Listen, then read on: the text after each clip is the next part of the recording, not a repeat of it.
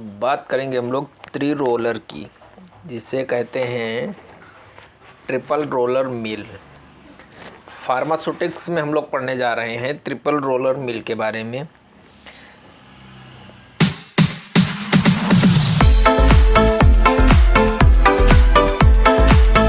Good morning guys, कैसे हैं आप सब। मैं ऐसा करता हूं आप सब स्वस्थ तो बिल्कुल मस्त होंगे। दोस्तों, हमारे जी फार्मेसी में आपका हार्दिक स्वागत है। ये आपका अपना चैनल है, इसको पढ़िए। और मैं ऐसा करता हूं कि ये वीडियोस जो है 100% आपको समझ में आ रही होंगी। सबसे सरल भाषा में पढ़ाया जाता है, सबसे इजी लैंग्वेज में पढ़ाया जाता है। और सबसे बड़ी बात कि डी फार्मा को हम पूरी तरह से हिंदी में पढ़ाते हैं। हम उन हिंदी मीडियम के भाइयों के लिए लेकर आते हैं जो इंग्लिश को बहुत अच्छे से नहीं समझ पाते हैं और फार्मेसी में कई एक बाइक लेकर बैठ जाते हैं। उन सभी के लिए मैं हिंदी में पूरी तरह से हिंदी में लेकर आया हूं। केवल आप लोग कॉन्सेप्ट समझ जाइए और पूरा लिख के आ जाइए। तो चलिए आइए हम लोग बात करते हैं ट्रिपल रोलर मिल के बारे में। बात करेंगे हम लोग ट्रिपल रोलर मिल, यानी कि ट्री रोलर मिल बोलते हैं इसको। सबसे पहले हम लोग बात करेंगे ट्री रोलर मिल का प्रयोग किसमें किसके लिए किया जाता है। इसमें कौन सी औषधि को बनाने के लिए ट्री रोलर मिल का यूज किया जाता है। तो फिर अर्ध ठोस यानी कि सेमी सॉलिड को बनाने के लिए या उसको मिक्सिंग करने के लिए ट्रिपल रोलर मिल का प्रयोग किया जाता है। जैसे कि कौन से हैं, मलहम है, क्रीम है, पायस है, गोली का मिश्रण तथा नमीयुक्त दानों का मिश्रण आदि को करने के लिए ट्री रोलर मिल का प्रयोग किया जाता है। अब हम लोग बात करेंगे इसके सिद्धांत के बारे में। पदार्थ पर उच्च कर्तन विभिन्न गति तथा रोलर के मध्य संकीर्ण स्थान के कारण उत्पन्न होता है। जो रोलर के मध्य में जो स्थान होता है उसके कारण क्या उत्पन्न होता है, संकीर्ण उत्पन्न होता है। कर्तन के प्रभाव के कारण पदार्थ के समुच्चय तथा कण टूट जाते हैं। किसके कारण समुच्चय तथा कण टूट जाते हैं? कण तथा समुच्चय किसके कारण टूट जाते हैं? कर्तन के प्रभाव के कारण, ठीक। तथा औषधि अर्धठोस माध्यम में समान रूप में वितरित हो जाती है, ठीक है। अब बात करते हैं निर्माण की बात करते हैं। निर्माण में मुख्य चीज़ों की बात करेंगे। पहले हम सबसे पहले बात करेंगे ये किस चीज़ का बना होता है। ये जो मशीन बनी होती है, रोलर मिल मशीन है जो, वो किस चीज़ की बनी होती है? स्टेनलेस स्टील की बनी होती है। किस चीज़ की बनी होती है? स्टेनलेस स्टील की बनी होती है। अब हम लोग जो इसका प्रिपरेशन निर्माण के बारे में जो बात कर रहे हैं वो हम लोग स्ट्रक्चर के साथ बात करेंगे। थ्योरी में बहुत कम समझ में आएगा, हम लोग जो है स्ट्रक्चर के बारे में बात करेंगे। सबसे पहले क्या होता है, एक रोलर होता है, दूसरा रोलर है, तीसरा रोलर है, ठीक। इसमें 3 रोलर होते हैं, फर्स्ट, सेकंड, थर्ड। 3 रोलर होते हैं, तीनों की गति अलग होती है। उसमें एक सबसे पहला क्या है पार्ट, हॉपर लगा होता है। क्या लगा होता है? ये आपका हॉपर है, ठीक। ये आपका हॉपर है, ये जो है ये फीडिंग दी जा रही है। फिर दूसरी चीज़ क्या है, ये आपका रैपर लगा होता है। ये जो रैपर लगा हुआ है जहाँ से आपकी औषधि बाहर आ रही है वो रैपर होती है। ये रिसीवर यानी कि प्रापक इसको बोलते हैं, ठीक। क्या कौन कौन सी चीज़ें, कौन कौन से पार्ट होते हैं? हॉपर होता है और आपका रैपर होता है और एक जो है रिसीवर होता है, प्रापक होता है, और आपके 3 व्हील होते हैं, ठीक। अब हम लोग थ्योरी को पढ़ लेते हैं कि थ्योरी में क्या लिखा है।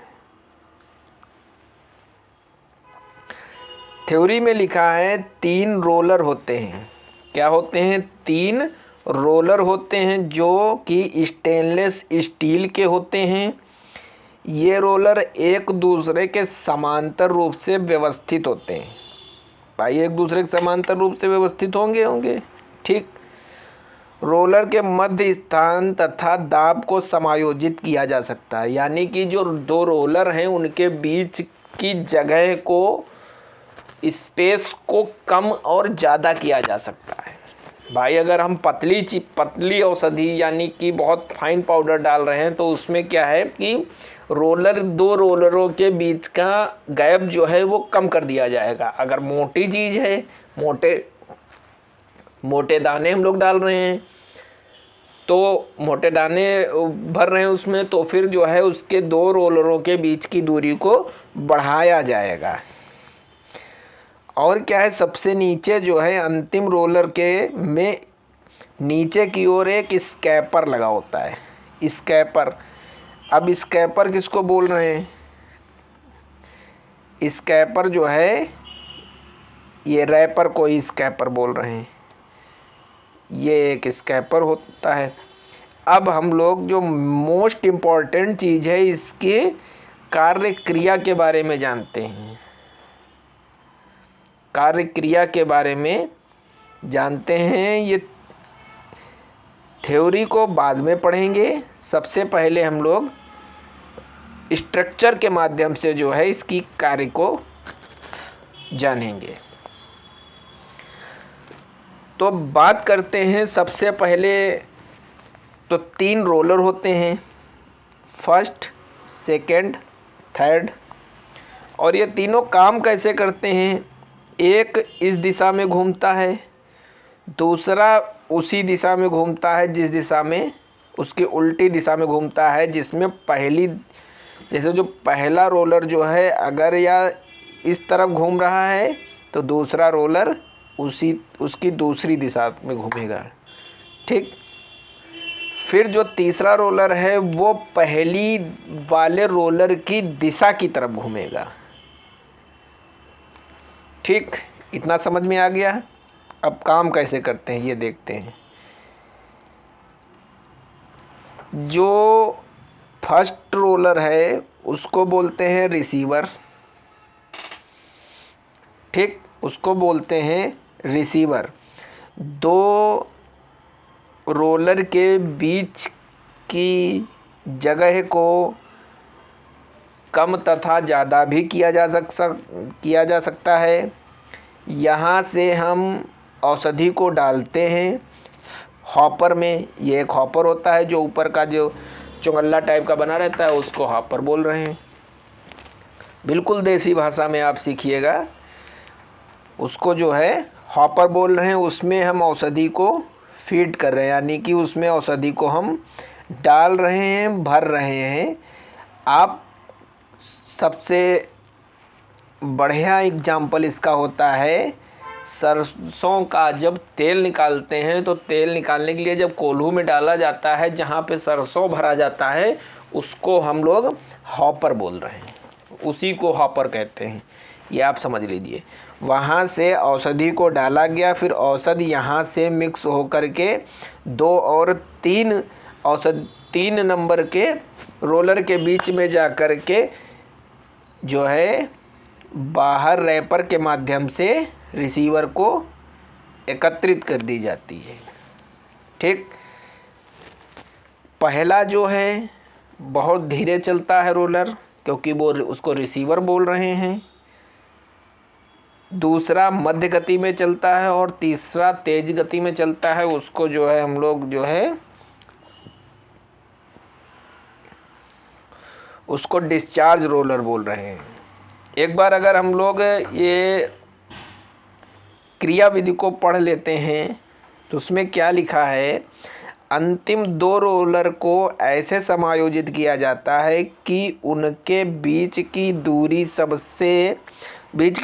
पहले 2 रोलर के बीच की दूरी से कम हो। जो पहले वाले 2 रोलर हैं उनके बीच की जितनी दूरी है उससे कम रखी जाती है 2 और तीसरे रोलर के बीच की दूरी को, ये बात कही गई है। पहले रोलर को प्राप्त करने वाला रोलर कहा जाता है। भाई हम जब औषधि को डालेंगे तो वह पहले ही रोलर में वो टच करेगा, ठीक है। फिर क्या है, जो दूसरे रोलर की तुलना में धीमी गति से चलता है, यानी कि जो दूसरा रोलर है उससे जो है पहला वाला रोलर धीमे चलता है, जो स्वयं तीसरे रोलर की तुलना में धीमी चलता है, यानी कि जो तीसरा रोलर है वह जो है उसकी तुलना में दूसरा वाला रोलर है वो धीमे चलता है। भाई जो हमने बताया कि पहला तेज चलेगा, दूसरा उससे, पहला धीमे चलेगा, दूसरा उससे तेज चलेगा, तीसरा जो है उससे भी तेज चलेगा, यानी कि इससे धीमे ये चलेगा, इससे तीसरे से धीमे दूसरा चलेगा, दूसरे से धीमे पहला चलेगा, ठीक। दूसरे रोलर के बीच अंतर से गुजरने के लिए बनाया गया है, ठीक। हाँ, यहाँ से जो कि डिस्चार्ज रोलर है, कौन सा, तीसरा रोलर जो है उसको डिस्चार्ज रोलर बोल रहे हैं, ठीक। डाले गए भरण को पहले और दूसरे रोलर के बीच अंतर से गुजरने के लिए बनाया गया है, ठीक है। पुंज और कणों को रोलर्स की रगड़ की क्रिया द्वारा कुचल दिया जाता है। जो कुचलते हैं वो दो रोलरों के बीच में जो भी आएगा वो कुचल जाएगा, ठीक है। यह क्रिया विभिन्न घूर्णन गति के कारण विकसित होती है, ठीक है। अब हम लोग अनुप्रयोग के बारे में बात करेंगे। भाई अगर कोई उपयोग है तो उसका अनुप्रयोग जरूर होगा। इसका प्रयोग ठोस चूर्ण के मलहम के आधार के साथ मिश्रित करने के लिए किया जाता है। इसके गुण क्या हैं? इसका प्रयोग फार्मास्यूटिकल उद्योग में अर्धठोस औषधि तथा क्षार का एक समान फैलाव के लिए किया जाता है। सेकंड क्या ऑप्शन है? सेकंड क्या है? इसका प्रयोग अर्धठोस खुराकों के उत्पाद में सतत प्रक्रम के लिए किया जाता है। अब दोष क्या है इसका? ये उन तरल पदार्थों के लिए उपयुक्त नहीं है जिनकी श्यानता 5 पायस्क से है, जैसे ग्लिसरीन, अरंडी का तेल। अरंडी का तेल का मतलब है इंग्लिश में बोलते हैं कैस्ट्रोल ऑयल। अब हम लोग बाद में पढ़ेंगे, नेक्स्ट वीडियो में पढ़ेंगे डबल कोन ब्लेडर क्या है। डबल कोन ब्लेडर के बारे में हम लोग नेक्स्ट वीडियो में जानेंगे।